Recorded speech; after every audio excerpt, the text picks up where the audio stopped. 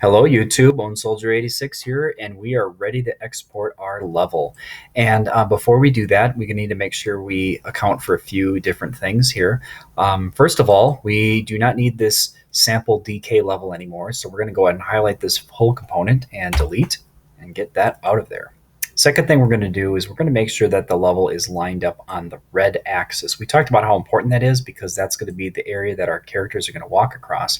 And if we left it the way it is right now, you can imagine what's going to happen is the characters are going to walk along each of the far edges of these pieces of geometry.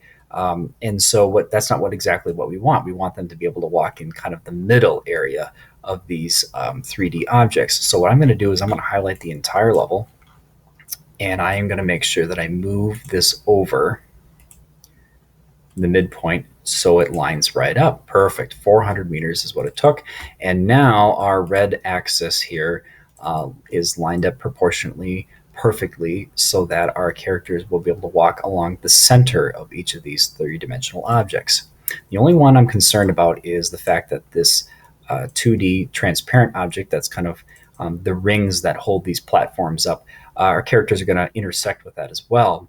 And one workaround could be that you decide you want to say we could move this texture over to the side like such, and then our characters won't walk in front of that.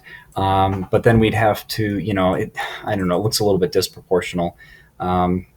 You could be a little creative with that. Maybe we could even put an extra piece on this side so that we have two pieces kind of balancing it out like a swing set. But that's kind of your call. I'm fine with it being in the middle. In fact, in the Sonic 1 mod, in the Marble Zone, I did the exact same thing, and it looked okay. It's going to end up flickering anyway because of that transparent texture. So whatever. We're going to keep it that way. Anyway, we're here to export. So once we have our level complete the way we like it, we're going to use that extension that we talked about. I'm going to first of all save that SketchUp file.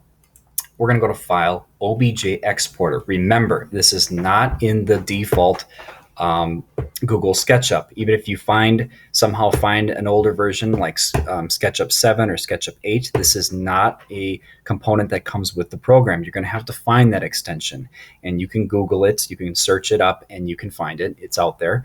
I can't tell you because it's not something that I can share on the internet, but you can find it. I know you can.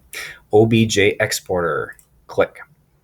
And what we're going to do is we're going to create a new file called, in this case, mystic.obj. We're going to save it as an OBJ file into the same folder.